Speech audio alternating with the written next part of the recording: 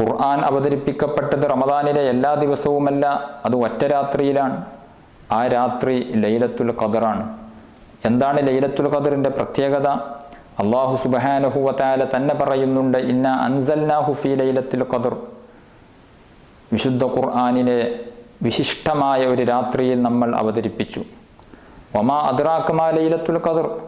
ലൈലത്തുൽ ഖദർ എന്താണെന്ന്, അതിൻ്റെ മഹത്വം എന്താണെന്ന് തങ്ങൾക്കറിയുമോ? ലൈലത്തുൽ ഖദരി ഖൈറും മിൻ അൽഫി ശഹർ.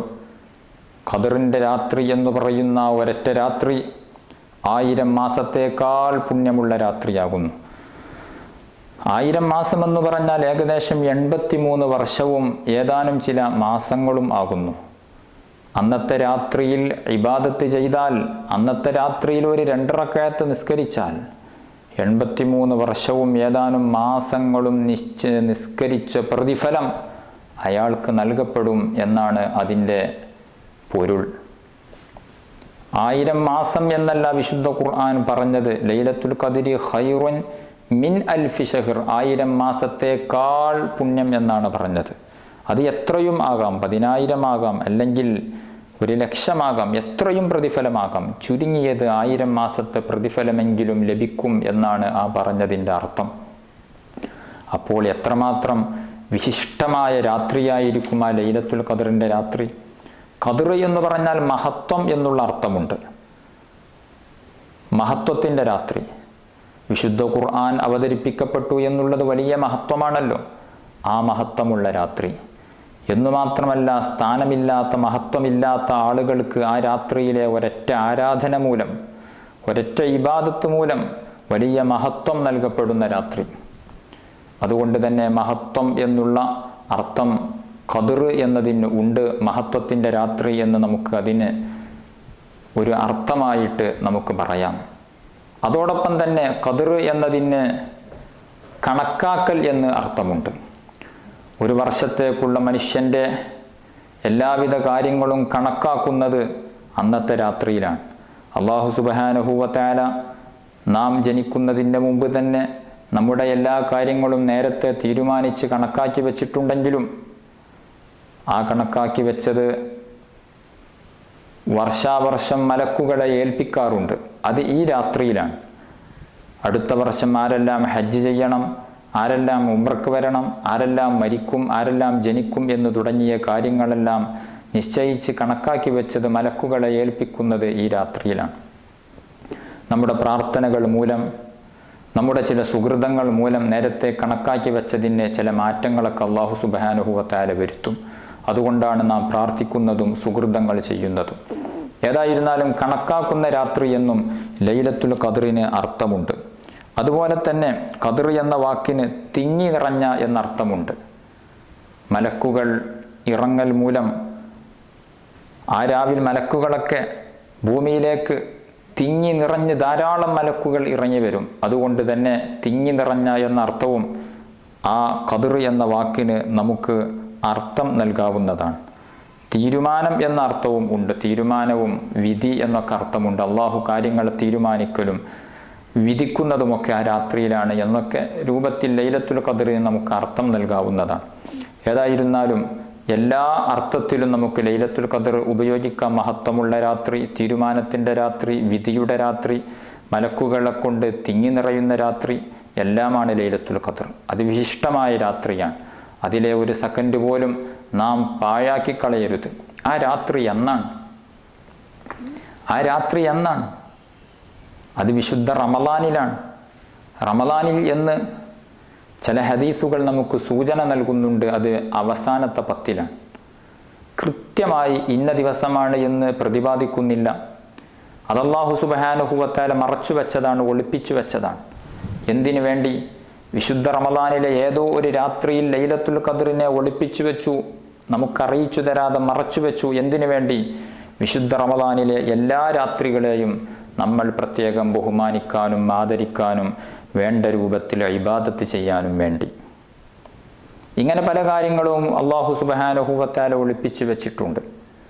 അതിൽപ്പെട്ട ഒന്നാണ് വെള്ളിയാഴ്ച ദിവസത്തിൽ ഒരു ചെറിയ സമയമുണ്ട്. ആ സമയത്തിൽ നമ്മുടെ പ്രാർത്ഥന സംഭവിച്ചാൽ ഉടനടി അല്ലാഹു തആല ഉത്തരം തരും.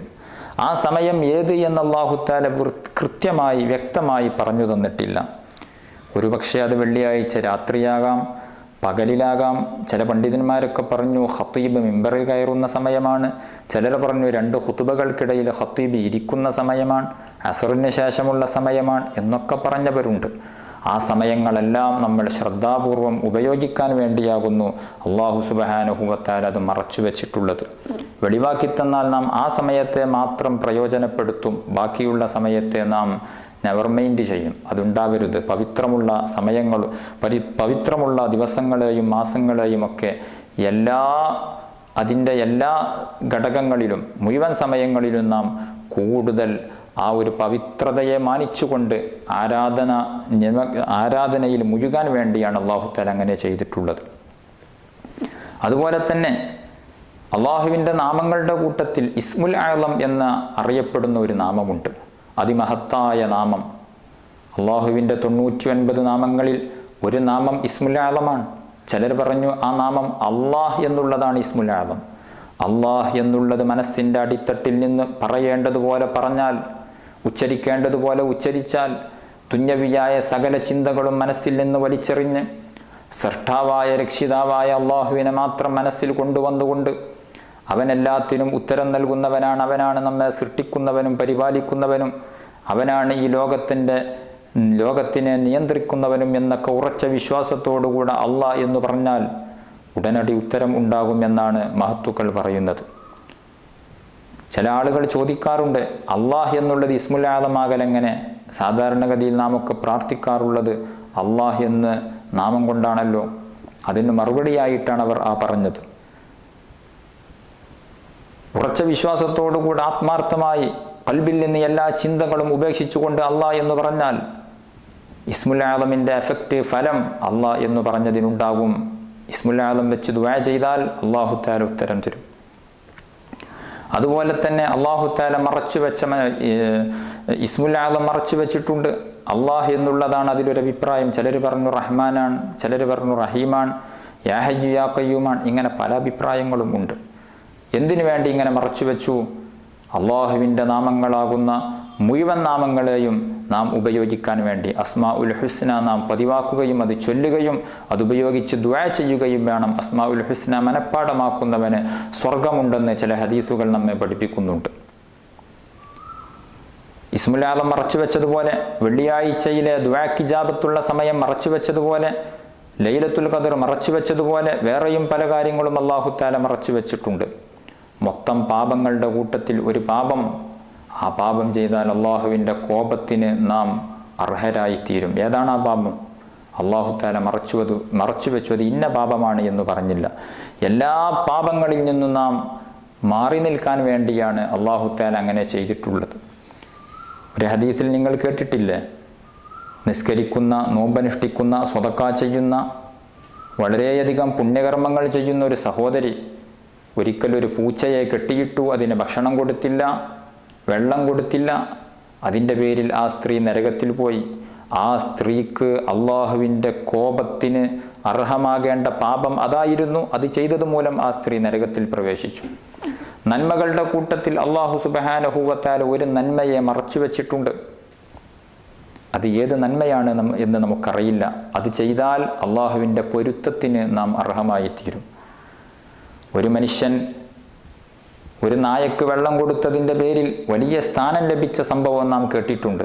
ആ മനുഷ്യൻ അള്ളാഹുവിൻ്റെ പൊരുത്തം ലഭിക്കാൻ കാരണമായ കർമ്മം അതായിരുന്നു. അതയാൾ ചെയ്തതുകൊണ്ട് അള്ളാഹുവിൻ്റെ പൊരുത്തത്തിന് അദ്ദേഹം അർഹമായി തീർന്നു.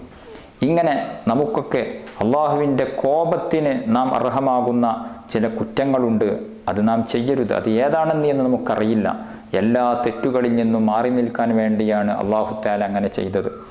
അള്ളാഹുവിൻ്റെ പൊരുത്തത്തിന് നാം അർഹമായിത്തീരുന്ന ഒരു പുണ്യകർമ്മമുണ്ട്. അതേതാണെന്നറിയില്ല. പലർക്കും വ്യത്യസ്തമാകാം. സ്വതക്കയാകാം, നിസ്കാരമാകാം, മാതാപിതാക്കളെ ശുശ്രൂഷിക്കലാകാം, ഏതുമാകാം. അത് ചെയ്താൽ നമുക്ക് അള്ളാഹുവിൻ്റെ പൊരുത്തം കിട്ടും. അല്ലാഹു തആല മറച്ചു വെച്ചു. എന്തിനു വേണ്ടി? മൊത്തം നന്മകളെ നാം ചെയ്യാൻ വേണ്ടി. 40 മുഅ്മിനീങ്ങൾ ഒരുമിച്ച് കൂടിയ സദസ്സിൽ ഒരാൾ അള്ളാഹുവിൻ്റെ ഇഷ്ടദാസനുണ്ട്. അതാരാണ്? അയാളുടെ ലക്ഷണമെന്ത്? അല്ലാഹു തആല മറച്ചു വെച്ചു. എന്തിനു വേണ്ടി? എല്ലാ മുഅ്മിനീങ്ങളെയും നാം ബഹുമാനിക്കാനും ആദരിക്കാനും സ്നേഹിക്കാനും വേണ്ടി. ഇങ്ങനെ ചില കാര്യങ്ങൾ അല്ലാഹു തആല മറച്ചു വെച്ചിട്ടുണ്ട്. അതിൽ പെട്ടതാണ് ലൈലത്തുൽ ഖദ്ർ. അത് എന്ന് അല്ലാഹു തആല കൃത്യമായി നമുക്ക് വിവരിച്ചു തന്നിട്ടില്ല. എങ്കിലും ചില ഹദീസുകളുടെ വെളിച്ചത്തിൽ അത് ഏത് ദിവസം വരും എന്ന് നമുക്ക് ചില സൂചനകൾ ലഭിച്ചിട്ടുണ്ട്. നബി സല്ലല്ലാഹു അലൈഹി വസല്ലമ തങ്ങൾ അവിടുന്ന് അവസാനത്തെ 10 ആയാൽ അഹ്യൽ ലൈല, രാത്രി സജീവമാക്കുമായിരുന്നു. രാത്രി മുഴുവനും നിസ്കരിക്കുകയും രാത്രിയിൽ മറ്റു ഇബാദത്തുകൾ ചെയ്യുകയും ചെയ്തിരുന്നു. വഅയ്ഖള അഹ്ലഹ്, നബിതങ്ങളുടെ വീട്ടുകാരെ നബിതങ്ങൾ വിളിച്ചുണർത്തുകയും ചെയ്തിരുന്നു.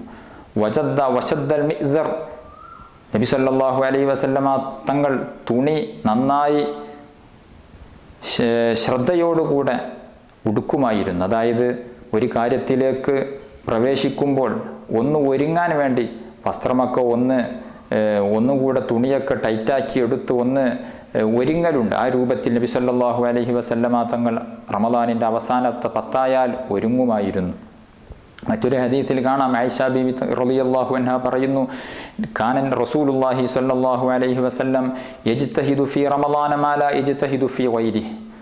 റമളാൻ മാസത്തിൽ മറ്റുള്ള മാസങ്ങളിൽ ഇല്ലാത്ത എത്രയും പരിശ്രമം നബി സല്ലല്ലാഹു അലൈഹി വസല്ലമ തങ്ങൾ ഇബാദത്തിന്റെ വിഷയം നടത്തുമായിരുന്നു. പ്രത്യേകിച്ച് വഫിൽ അവാഖിരി മിൻഹു മാ ലാ യജ്തഹിദു ഫീ ഗൈരിഹി, റമളാനിൽ തന്നെ അവസാനത്തെ 10 കൂടുതൽ ആരാധനകളെ കൊണ്ട് നബി തങ്ങൾ ധന്യമാക്കുമായിരുന്നു. ഇതിൽ നിന്നൊക്കെ മനസ്സിലാകുന്നത് ലൈലത്തുൽ ഖദ്ർ ഒരു പക്ഷേ അവസാനത്തെ 10 എന്നുള്ളതാണ്. അവസാനത്തെ 10 തന്നെ ഒറ്റയിട്ട രാവുകളിലാകാൻ കൂടുതൽ സാധ്യതയുണ്ട്.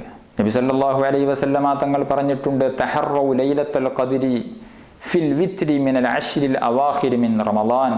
റമളാനിലെ അവസാനത്തെ 10 ഒറ്റയിട്ട രാവുകളിൽ നിങ്ങൾ ലൈലത്തുൽ ഖദ്റിനെ പ്രത്യേകം പ്രതീക്ഷിക്കണം എന്നുള്ളത്.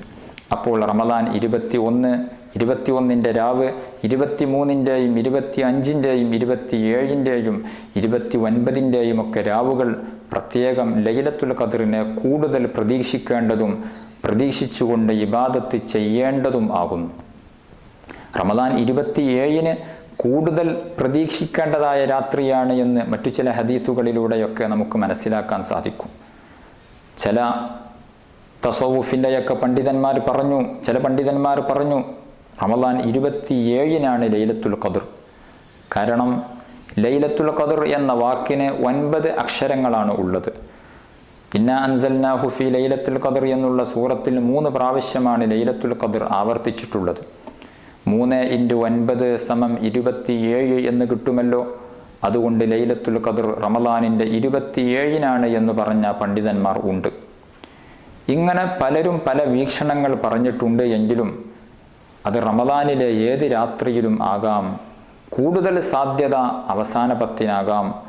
അതിൽ കൂടുതൽ സാധ്യത ഒറ്റയിട്ട രാവുകളിലാകാം. ഇതൊക്കെ നിഗമനങ്ങളാണ്. റമളാനിലെ ഏത് രാത്രിയിലും ആകാം. എല്ലാ രാത്രികളെയും റമളാനിലെ ഓരോ നിമിഷങ്ങളെയും നാം കൃത്യമായി ഉപയോഗപ്പെടുത്തുകയും ആരാധനകളെ കൊണ്ട് ഇബാദത്തുകളെ കൊണ്ട് ധന്യമാക്കേണ്ടതുമുണ്ട്. അല്ലാഹു തആല തൗഫീഖ് നൽകി അനുഗ്രഹിക്കുമാറാവട്ടെ. ലൈലത്തുൽ ഖദ്റിൽ ആരാധന ചെയ്താൽ മൻ ഖാമ ലൈലത്തുൽ ഖദ്രി ഈമാനൻ വഹ്തിസാബൻ ഗുഫിറ ലഹു മാ തഖദ്ദമ മിൻ ദംബിഹി. ഒരാൾ ലൈലത്തുൽ ഖദ്റിൻ്റെ രാത്രിയിൽ നിന്ന് നിസ്കരിച്ചാൽ അയാളുടെ പാപങ്ങളിൽ നിന്ന് മുൻകഴിഞ്ഞ പാപങ്ങളെല്ലാം പൊറുക്കപ്പെടുമെന്ന് നബിയുന മുഹമ്മദുർ റസൂലുള്ളാഹി സ്വല്ലല്ലാഹു അലൈഹി വസല്ലമ തങ്ങൾ നമ്മെ പഠിപ്പിച്ചിട്ടുണ്ട്. ആയിഷ ബീവി റളിയല്ലാഹു അൻഹ മുത്തുനബി സ്വല്ലല്ലാഹു അലൈഹി വസല്ലമ തങ്ങളോട് ചോദിച്ചു, ഓ റസൂലേ, അള്ളാഹുവിൻ്റെ റസൂലേ, യാ റസൂലല്ലാഹ്, ലൈലത്തുൽ ഖദ്റാണ് ഇന്നത്തെ രാത്രി എന്ന് ഞാൻ മനസ്സിലാക്കി കഴിഞ്ഞാൽ ഞാൻ എന്ത് കർമ്മമാണ് ചെയ്യേണ്ടത് എന്ന് ചോദിച്ചപ്പോൾ മുത്തുനബി സല്ലല്ലാഹു അലൈഹി വസല്ലമ തങ്ങൾ പറഞ്ഞു, കൂലി അല്ലാഹുമ്മ ഇന്നക അഫുവുൻ തുഹിബ്ബുൽ അഫ്വ ഫഅഫു അന്നി. ഓ ആയിഷ, അല്ലാഹുമ്മ ഇന്നക അഫുവുൻ തുഹിബ്ബുൽ അഫ്വ ഫഅഫു അന്നി എന്ന ദിക്റ് നീ ചൊല്ലിക്കോ. അല്ലാഹുമ്മ, അല്ലാഹുവേ, ഇന്നക അഫുവുൻ, നീ മാപ്പ് നൽകുന്നവനാണ്, തുഹിബ്ബുൽ അഫ്വ, മാപ്പ് ചെയ്യുന്നതിനെ ഇഷ്ടപ്പെടുന്നവനാണ്, അതുകൊണ്ട് ഫഅഫു അന്നി, എനിക്ക് നീ മാപ്പ് നൽകണേ. ഈ അർത്ഥം വരുന്ന ദിക്റ് നീ വർദ്ധിപ്പിക്കണമെന്നാണ് ആയിഷ ബീവി റളിയല്ലാഹു അൻഹായോട് മുത്തുനബി സല്ലല്ലാഹു അലൈഹി വസല്ലമ തങ്ങൾ പഠിപ്പിക്കുന്നത്. അതുകൊണ്ട് വിശുദ്ധ റമളാനിലെ ലൈലത്തുൽ ഖദ്റിൽ അല്ലാഹു സുബ്ഹാനഹു വ തആല അനേക ലക്ഷം ആളുകളെ നരകത്തിൽ നിന്ന് മോചിപ്പിക്കുകയും അനേക ലക്ഷം പേർക്ക് മാപ്പ് നൽകുകയും ചെയ്യുമ്പോൾ ആ കൂട്ടത്തിൽ നമ്മൾ പെടാൻ വേണ്ടി ആത്മാർത്ഥമായി ദുആ ചെയ്യേണ്ടതുണ്ട്. അതുപോലെ തന്നെ വിശുദ്ധ ഖുർആനിലെ വിശിഷ്ടമായ സൂറത്തുകൾ, കൂടുതൽ പ്രതിഫലം ലഭിക്കുന്ന ആയത്തുകൾ, സൂറത്തുകൾ, അതൊക്കെ ഓതിക്കൊണ്ട് വിശുദ്ധ റമളാനിലെ ലൈലത്തുൽ ഖദ്ർ പ്രതീക്ഷിക്കുന്ന രാത്രികളെ കൂടുതൽ ആരാധനകളെ കൊണ്ട് സജീവമാകണം എന്ന് സാന്ദർഭികമായി ഓർമ്മപ്പെടുത്തുകയാണ്. ഏതൊരാൾക്കും ലളിതമായി രക്ഷപ്പെടാൻ പറ്റുന്ന രാത്രിയാണ് ലൈലത്തുൽ ഖദ്റിൻ്റെ രാത്രി. ഞാൻ പറഞ്ഞുവല്ലോ, 83 വർഷത്തെ ആരാധനക്ക് തുല്യമാണ് ലൈലത്തുൽ ഖദ്ർ എന്ന് വിശേഷിപ്പിക്കപ്പെടുന്ന ഒറ്റ രാത്രിയിലെ ആരാധന. ഒരാൾക്ക് ഒരായുസ്സിൽ 10 പ്രാവശ്യമെങ്കിലും ലൈലത്തുൽ ഖദ്ർ ലഭിക്കുകയാണ് എങ്കിൽ ഏകദേശം 900ഓളം വർഷം ഇബാദത്ത് ചെയ്ത പ്രതിഫലം അയാൾക്ക് ലഭിക്കുകയാണ്. എത്ര ലളിതമായിട്ടാണ് അത്രയും പ്രതിഫലം നമുക്ക് ലഭിക്കുന്നത്.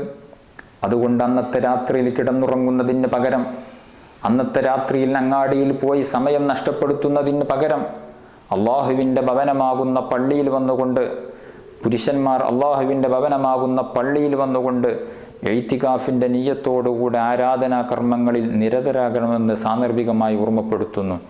സ്ത്രീകൾ അവരുടെ വീടിൻ്റെ അകത്തളങ്ങളിൽ, ഇരുട്ടറകളിൽ നിന്നുകൊണ്ട് അള്ളാഹുവിന് വേണ്ടി നിസ്കരിക്കുകയും ഖുർആൻ ഓതുകയും ഇബാദത്തുകളെ കൊണ്ട് ധന്യമാക്കുകയും പ്രാർത്ഥനകളെ കൊണ്ട് നമ്മുടെ ആവശ്യങ്ങൾ നേടിയെടുക്കുകയും വേണമെന്നും സാന്ദർഭികമായി ഓർമ്മപ്പെടുത്തുകയാണ്. ലൈലത്തുൽ ഖദ്റിൻ്റെ രാത്രി എല്ലാ ആരാധനയും നമ്മൾ ചെയ്തു നോക്കണം. നിസ്കരിക്കണം, ഖുർആൻ ഓതണം, തെഹ്ലീൽ ചൊല്ലണം, ദിക്റുകൾ ചൊല്ലണം, ഖുർആൻ ഓതണം, അതുപോലെ തന്നെ സ്വതക്ക ചെയ്യണം. എല്ലാം നാം ചെയ്യേണ്ടതുണ്ട്. അന്നത്തെ രാത്രിക്കാണ് ആ ഒരു പവറുള്ളത്.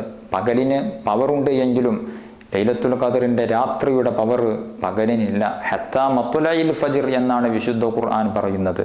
ഫജ്ർ വെളിവാകുന്നത് വരെ, സുബ്ഹിയുടെ സമയം ആകുന്നത് വരെ ആകുന്നു ഈ ഒരു പുണ്യം നമുക്ക് ലഭിക്കുന്നത്.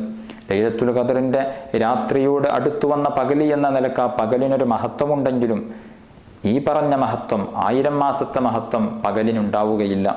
അതുകൊണ്ട് ആ ഒരു രാത്രിയിൽ നാം സജീവമായി ആരാധനകളെ കൊണ്ട് സമ്പുഷ്ടമാക്കണമെന്ന് സാന്ദർഭികമായി ഓർമ്മപ്പെടുത്തുകയാണ്.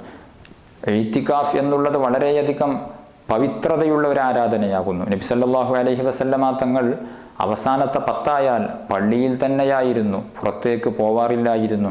അതുകൊണ്ട് ആ ഒരു മാതൃക പിൻപറ്റിക്കൊണ്ട് റമളാനിൽ അവസാനത്തെ 10 പ്രത്യേകിച്ചും ലൈലത്തുൽ ഖദ്ർ പ്രതീക്ഷിക്കപ്പെടുന്ന രാത്രികളിൽ പള്ളികളിൽ ഇഅ്തികാഫിരുന്നു കൊണ്ട് അള്ളാഹുവിൻ്റെ പ്രീതി കാംക്ഷിക്കാൻ വേണ്ടി നാം ശ്രമിക്കണം. അള്ളാഹു തആല തൗഫീഖ് തന്ന് അനുഗ്രഹിക്കുമാറാവട്ടെ. അർഹമുർറാഹിമീനായ രാജസയ്യിദായ യജമാനനായ അള്ളാഹ്, ഞങ്ങൾ പറഞ്ഞതും കേട്ടതും നീ സ്വാലിഹായ അമലായി സ്വീകരിക്കണം റഹ്മാനെ. ഞങ്ങൾ പാപികളാണ്, പാപങ്ങൾ പൊറുക്കണം റഹ്മാനെ. രോഗികളാണ്, ശിഫ നൽകണം റഹ്മാനെ. അള്ളാഹുവെ, ഞങ്ങളുടെ ഉദ്ദേശങ്ങൾ നീ നിറവേറ്റിത്തരണം റഹ്മാനെ.